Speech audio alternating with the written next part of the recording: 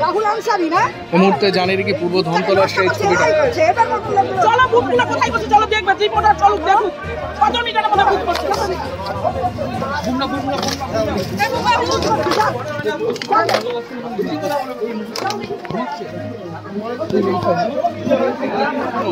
আগে আমারটা শুনো এখানে যে এসে আমাকে বলে গেল ভাগাও ভাগাও না এটা আমরা বলি নাই না দিদি এটা আমরা বলি নাই না না আমাদের কোনো লোক না না তুমি বের করে দাও দেখো বের করো না বের করো বের করে তুমি দেখো না না না বের করে দেখো হ্যাঁ বের করে দেখান না বের করো বের করো এটা নিয়ে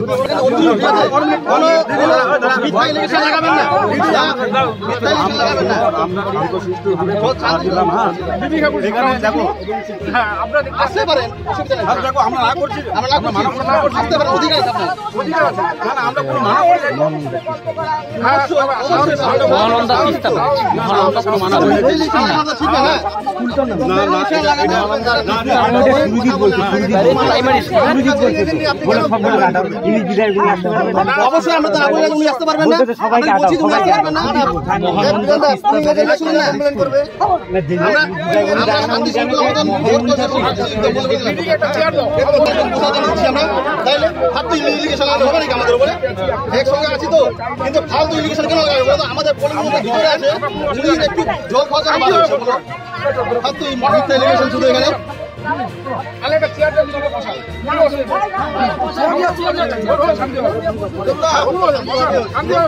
তোর মতো সবাই শান্তি চায় না তুই যেমন শান্তি চাস আর তোদের মধ্যে অনেকে শান্তি চায় না আর তুই শান্তি চাস তাহলে বিষয় না কেন আমরা যখন এখানে কথাটা কি বলছিস আমাকে বলে টন্টু তোদের মধ্যে বসে টন্টু গানের বাতা ফিলে দিবে এটা ফালতু কথা বলে এটা মিথ্যা সরাসরি মিথ্যা এটা সরাসরি মিথ্যা কথা বলতেছে এসব কোনো কথাই হয় নাই মিথ্যা ইলিগেশন লাগানো হচ্ছে এটা টোটাল মিথ্যা ইলিগেশন কোনো কথাই হয় নাই টোটাল মিথ্যা ইলিগেশন কোনো এসব কোনো আপনারা সময় থাকতে আছেন মিথ্যা ইলিগেশন লাগানো 80 মিটারের ভিতরে টোটাল মিথ্যা কথা এটা টোটাল একদম সরাসরি মিথ্যা এই দেখেন সবার সামনে না আপনি লাগাতে পারেন না সবার সামনে মিথ্যা ইলিগেশন লাগাতে পারেন না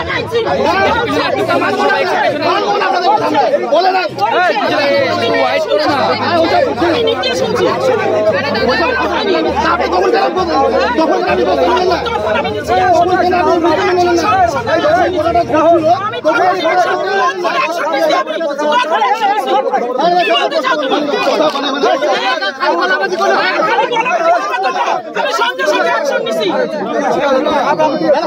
এটা আমার বিধানসভা, আমি এসছি ভিজিট করতে। ক্যান্ডিডেট এসছেন, তার বুথগুলো কেমন ইয়ে হচ্ছে সেটা দেখার জন্য।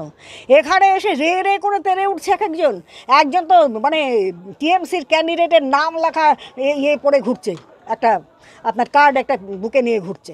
ওটা বলা হয়েছে কেন? এটা বলা চলবে না, ওটা ঠিকই করছে, এখনই ইয়ে করেছে, ইয়ের থেকে বেরোলো। 1 নম্বর। 2 নম্বর, মাঠে যাওয়ার সঙ্গে সঙ্গে রে রে করে তেড়ে আসলো, সব নিকাল দিয়ে মাঠ পরিষ্কার করো, মাঠ পরিষ্কার করো। যে ব্যক্তি বলছেন তার পরিচয় কি? তিনি তৃণমূলের নেতা ছাড়া কিছু নাই। কি যেন নাম বললো, সুরজিৎ নাকি যেন নাম বললো, হ্যাঁ সুরজিৎ দাস নাকি কোনো একটা মানে তৃণমূলের ওই ফরু নেতা আর কি, কিছু থাকে না, তারা অত্যাধিক মানে টিএমসি ভক্ত হয়ে গেছে, তারা ওই সমস্ত করলো। তো এই ধরনের ব্যাপার আমি তো আমার জায়গায় আসতেই পারি। এই মহিলাকে এই মামনিকে যাচ্ছাতাই কথাবার্তা বললো, এর আগে বলেছিল যাচ্ছাতাই একটা নোংরা ভাষা বলেছে, হ্যাঁ এত নোংরা ভাষা বলেছে, সেটা বলা চলবে না। এটা কি কথা? এটা কেমন কথা? এই ধরনের ব্যাপার, এটা কি মানে ইয়ে পড়ে গেছে নাকি বাংলাদেশ নাকি? আমরা এখানে আসতে পারবো না, আমরা কথা বলতে পারবো না? কি রয়েছে কি? তো আমরা চাই না, কোনো অশান্তি চাই না। ভালো মতো সবাই যে আমার দল করবে তা কিন্তু না, সবাই সবার মতো দল করতে পারে, গণতান্ত্রিক অধিকার, সবাই ভোট দিতে পারে সবাইকে। তো সেখানে আমাদের আমরা আসতেই পারি, আসতে পারি, গল্প করতে পারি, একসঙ্গে বসতে পারি, কেন বসবো না, কেন করবো না? তো এই হচ্ছে ভাই, জনপ্রতিনিধি হিসাবে সব জায়গায় যেতে পারি, টিএমসির বুথেও বসতে পারি, আমার সে অধিকার আছে, আমি জানি। আমাকে বহিরাগত বলা হলো, আমি এমএলএ, আমাকে বহিরাগত বলা হলো, তাহলে এদের মেন্টালিটিটা কেমন? এক নম্বর। এবং দ্বিতীয় নম্বর, আমি জানি এরা লর্ড সম্পর্কে কোনোভাবে এদের অবহিত নয় এরা, এই জন্যই এই দুর্ব্যবহার করছে মানুষের সঙ্গে। কিন্তু এই মহিলাটা যে এখানে রয়েছে, এই বুথের যিনি নেত্রী, তাকে এইরকম দুর্ব্যবহার করা, যেটার পক্ষে মানে সত্যি আমি খুব মানে মনে করি ভীষণভাবে অন্যায় হয়েছে, এবং এটাও আমি ব্যবস্থা করব।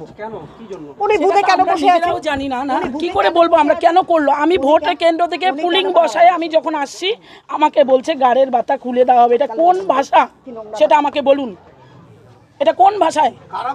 টিএমসির যারা বুথে বসে আছে, টিএমসির লোক বলছে। কারা বলবে এটা? টিএমসির আর অন্য কেউ বলতে পারে? এরকম ভাষা কার মুখ দিয়ে বেরোবে? আমাদের মুখ দিয়ে বেরোবে? হ্যাঁ, এলাকার বাসিন্দা। হ্যাঁ, আমাকে বহিরাগত, ওরা নিজেরা বহিরাগত, ওদের নিজেরা আইডেন্টি কার্ড নাই, ওর জন্য ওরা আরেকজনকে বহিরাগত বলে। ওদের যেটা শিক্ষা, ওদের দিদি বহিরাগত, ওরা বহিরাগত, ওর জন্য শিক্ষাটা শিখে আসছে না। মামনি দাস। না, আমি জলপাইগুড়ি জেলার মহিলা মোর্চার